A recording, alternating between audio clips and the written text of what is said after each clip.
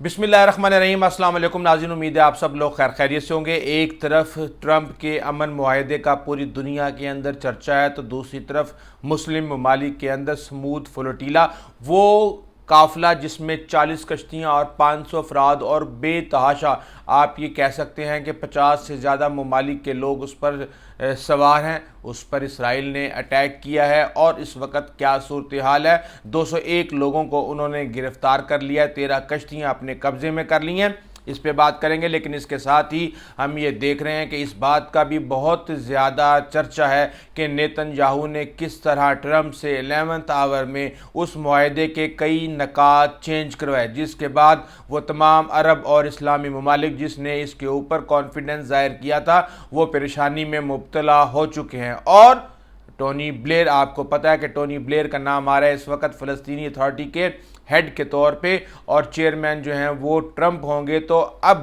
बात यह है कि इतनी ज़्यादा ये मामला मुतनाज़ हो चुका है, लेकिन हमें ये जानने की ज़रूरत है कि टोनी ब्लेयर इस वक्त अरबों और फ़लस्तीनियों के विलन क्यों हैं, और अगर वो आते हैं तो किस तरह वो नुकसान पहुंचा सकते हैं। लेकिन हम ये देख रहे हैं कि पाकिस्तान के अंदर जो डिबेट शुरू हो चुकी है इसराइल को तस्लीम करने के हवाले से, ये आज की डिबेट नहीं है, इस पर बहुत कुछ पहले हो चुका है। लेकिन मसला यह है कि पाकिस्तान की जो सोसाइटी है उसमें कश्मीर और फ़लस्तीन लोगों के जज्बात और खून में बहता है। जब कभी यहाँ तक के सियासी जमातों ने भी इसे अपने मकासद के लिए इस्तेमाल किया, अमेरिका से दुश्मनी के लिए इस्तेमाल किया, तो अब ये जो मामला है लोगों को इतने आराम से कंज्यूम नहीं होता। और जो भी हुकूमत इस तरह की कोशिश करने की कोशिश भी करती है उसके लिए बहुत बड़े मसले खड़े हो जाते हैं। तो 1950 की दिहाई में पाकिस्तान से राब्ते की पहली कोशिश इसराइल ने की, लेकिन उसके बाद ही बातचीत बिल्कुल महदूद हो गई और पाकिस्तान ने इसराइल को तस्लीम करने से बिल्कुल, एक दफ़ा कहा जाता है कि मुख्तसरन गौर ज़रूर किया था, लेकिन मुस्लिम दुनिया के दबाव ने इसे रोक दिया और कोई रस्मी ताल्लुकात कायम नहीं हो सके। उसके बाद फिर हम ये देखते हैं कि 1980 की दिहाई में खुफिया इंटेलिजेंस ताउन किया गया। कहा यह जाता है कि वो तमाम असला जो कि अरब इसराइल जंग के अंदर अरबों से छीना गया था, वो सारे का सारा असला अफ़गान जहाद के अंदर इस्तेमाल हुआ। और इंटेलिजेंस कोऑर्डिनेशन की इतलात भी इस हवाले से आती हैं। CIA ने इसके अंदर एक अहम किरदार अदा किया और ये सारा कुछ जनरल ज़ियाउल हक के दौर में हुआ, और तमाम असला जो था वो मुजाहिदीन को रशिया के खिलाफ इस्तेमाल करने के लिए दिया गया। इसके साथ ही फिर हम ये देखते हैं कि 2005 के तारीख़ी अवामी इजलास जो है वो मुनक्किद होता है, और 1 सितंबर 2005 को पाकिस्तान के वज़ीर ख़ारजा खुर्शीद कसूरी और इसराइली वज़ीर ख़ारजा सलवान शालोम जो हैं उनके दरमियान इस्तांबुल के अंदर पहली मुलाकात होती है, और ये पहला अवामी और सरकारी राब्ता होता है। सदर परवेज़ मुशर्रफ ने इसराइल को तस्लीम करने के लिए खुले दिल से उस वक़्त बहस की, और मुशर्रफ ने बाद में कहा कि पाकिस्तान फ़लस्तीनी रियासत के क़याम के बाद इसे तस्लीम करने पर गौर कर सकता है। उस वक़्त आप मुशर्रफ की ताकत का अंदाज़ा लगा सकते हैं, लेकिन घर पे जो हालात गर्म हो चुके थे, उन्होंने कहा कि जब फ़लस्तीन हो जाएगा तस्लीम तो फिर पाकिस्तान भी तस्लीम कर लेगा। यही बयानिया आज भी पाकिस्तान का है, लेकिन बहस इस वक्त बहुत गर्म हो चुकी है। इसके साथ ही 2020 और 2021 के अंदर पोस्ट अब्राहम अकॉर्ड जो है वो मुआहदे की अफवाहें और दीगर बहसें शुरू हो गई थी, और कई अरब ममालिक की जानिब से इसराइल के साथ ताल्लुकात को मामूल पर लाने के हवाले से बातचीत भी हुई। इमरान खान ने भी मामलात को किया और दीगर चीज़ें हुई, और फिर पाकिस्तान ने इनकार कर दिया कि भाई हम नहीं तस्लीम कर सकते। और फिर हम ये देख रहे हैं कि 2022 और 23 के अंदर एक पाकिस्तानी नसाद अमरीकी वफद वहाँ पे गया, और फिर उसके ऊपर बहुत ज़्यादा शोर मचा के पीपल टू पीपल कॉन्टैक्ट शुरू हो गया पाकिस्तान और इसराइल का। लेकिन फिर पाकिस्तान की हुकूमत ने उससे लाताल्लुकी का इजहार किया और उस दौरे को बिल्कुल मुकम्मल तौर पे डिस्कार्ड कर दिया, और आज फिर वही मामला और वही बहस शुरू हो चुकी है। हालांकि असल बहस ये होनी चाहिए कि फ़लस्तीनियों को इसराइल के जुल्म व जबर से कैसे बचाया जाए। जब कभी इसराइली फ़लस्तीनी रियासत कायम हो जाएगी उसके बाद फिर हम बात करेंगे कि इसराइल को तस्लीम करना है या नहीं करना। लेकिन इसके साथ ही हम ये देख रहे हैं कि वायसराय ऑफ गज़ा यानी कि टोनी ब्लेयर, जिन्होंने 1997 से लेकर 2007 तक वहाँ बरतानिया के अंदर वो बहैसियत वज़ीर आज़म रहे, अब इस वक्त ये मुतनाज़िया हो चुकी हैं। मुतनाज़िया कैसे कि ये कई महीनों से गज़ा के अंदर पोस्ट वार अरेंजमेंट के हवाले से ट्रंप के दामाद जैरेड कुश्नर के साथ मुलाकातें कर रहे हैं। और उस मुलाकात के अंदर आप ये देख लें कि जो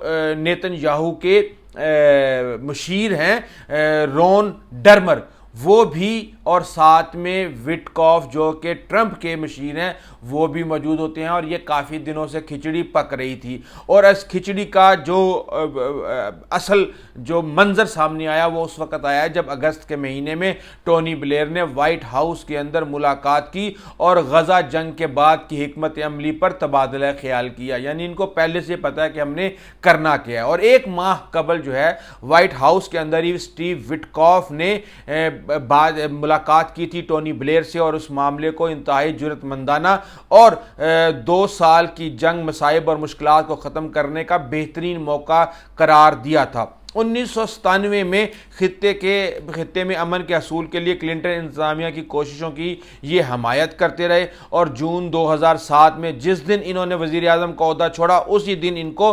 क्वार्टरेट यानी कि 4 ममालिक के खसूसी एलची के तौर पे यहाँ पे तैनात कर दिया गया। ये ग्रुप अमेरिका, यूरोपीय यूनियन, अक़वाम मुत्तहिदा पर मुश्तमिल था और अमन कायम करने की कोशिशों को अमहांग करने के लिए बनाया गया था। ये जिम्मेदारी इन्होंने 2015 तक निभाई, यानी कि 8 साल तक इन्होंने ये जिम्मेदारी निभाई। लेकिन मामलात जो हैं वो इससे ज़्यादा हैं। इनके ऊपर कभी भी फ़लस्तीनी क़यादत ने कभी भी एतबार नहीं किया और उसकी वजूहत ये हैं कि वो ये कहते हैं कि वहाँ पे जो यहूदियों की बस्तियाँ थी और जो तशद्दुद हो रहा था मुसलमानों के ऊपर, इन्होंने उसका कभी भी नोटिस नहीं लिया और इसको कभी भी जहाँ जिन क्वार्टर्स तक ये बात पहुँचानी चाहिए थी वहाँ नहीं पहुँचाई। और ये नेतन्याहू के ज़ेरे असर हैं। इसके साथ ही और बहुत सारा बोझ अब ये आएंगे तो ये पुराना बोझ अपने साथ लेके आएंगे और ये एक मुतनाज़िया शख्सियत हैं और वो ये कह रहे हैं कि भाई इससे बदतर और कोई नहीं हो सकता। लेकिन मामलात ये हैं कि अक़वाम मुत्तहिदा की जो जानिब से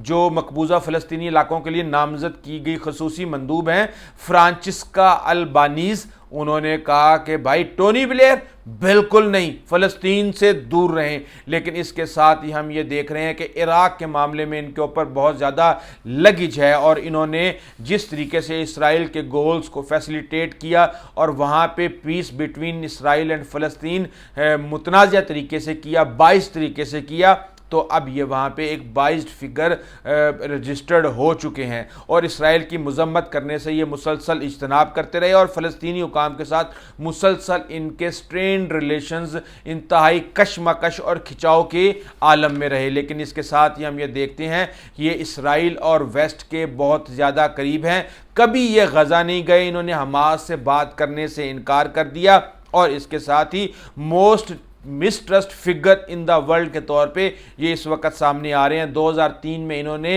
इराक़ में कहा था कि वेपन्स ऑफ मास डिस्ट्रक्शन मौजूद हैं, लेकिन वहाँ पे लाखों लोगों की मौत के बाद भी इन्हें वहाँ पे इस तरह का कोई हथियार ना मिला और मुज़ाकरात के साथ ये मामलात को हल करने की कोशिश इन्होंने बिल्कुल भी नहीं की। इसके साथ ही हम ये देख रहे हैं कि इनको वार क्रिमिनल के तौर पर भी लिया जा रहा है और ये एग्जैजरेटेड पोर्ट्रेट करते हैं थ्रेट को दुश्मन की, ताकि हमला किया जा सके और ज़ोर ज़बरदस्ती की जा सके।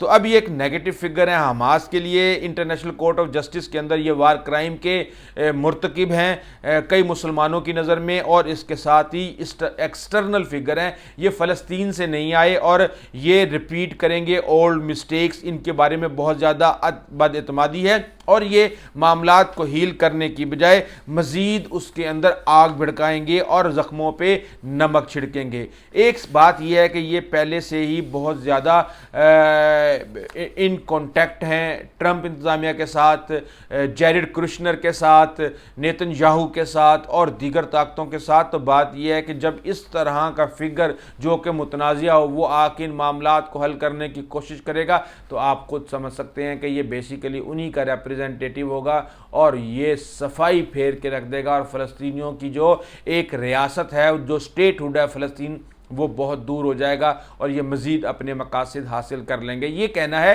مسلمان ممالک کا، عربوں کا اور دیگر لوگوں کا جو کہ ٹونی بلیئر کے بارے میں مکمل طور پہ ایک انفارمیشن رکھتے ہیں اور بڑے عرصے سے ان کو جانتے ہیں. بہرحال اس وقت صورتحال جو ہے وہ اس وقت حماس کے ہاتھ میں، اور حماس نے یہ کہہ دیا ہے کہ بھائی یہ ڈس آرم کرنے والا معاملہ جو ہے اس کے اوپر آپ ڈسکس کریں، اور انہوں نے اس کے اوپر بد اعتمادی ظاہر کر دی ہے، اور اس کے ساتھ ہی انہوں نے یہ کہا ہے کہ انٹرنیشنل گارنٹر دیں کہ یہ حماس کے لیڈروں کو نشانہ نہیں بنائیں گے. کہا یہ جا رہا ہے کہ یہ کنٹریکٹ اگر یہ معاہدہ اگر ہو جاتا ہے تو یہ بہت بڑی اچیومنٹ ہوگی معاہدہ کروانے والوں کے لیے، لیکن ابھی تک اس کے اندر بہت زیادہ لکونے ہیں کہ یہ معاملات کیسے حل ہوں گے. اور جو آخری وقت میں نیتن یاہو نے وہاں پہ فلسطینی ریاست کے قیام کے حوالے سے ڈیلے کے لیے شکوں میں تبدیلی کروائی، اپنے فوج کے وہاں سے انخلا کے حوالے سے انہوں نے اس کے اندر شکوں کے اندر تبدیلی کروائی، حماس کو ڈس آرم کرنے کے حوالے سے انہوں نے اس کے اندر تبدیلی کروائی، اور ان کے تمام اسلحہ سرنگیں اور دیگر چیزیں تباہ کرنے کے حوالے سے بھی انہوں نے تبدیلیاں کروائیں. تب دیکھنا یہ ہے کہ یہ تبدیلیاں جو کہ بعد میں ٹرمپ اور نیتن یاہو نے کی ہیں وہ کس طریقے سے ہضم کی جاتی ہیں عرب اور مسلم ممالک کی طرف سے. یہ ایک بہت بڑا سوال ہے. ابھی تک کے لیے اتنا ہی. اس حوالے سے آپ کو اپڈیٹ کرتے رہیں گے. آئندہ تک کے لیے اجازت دیجیے. اللہ حافظ.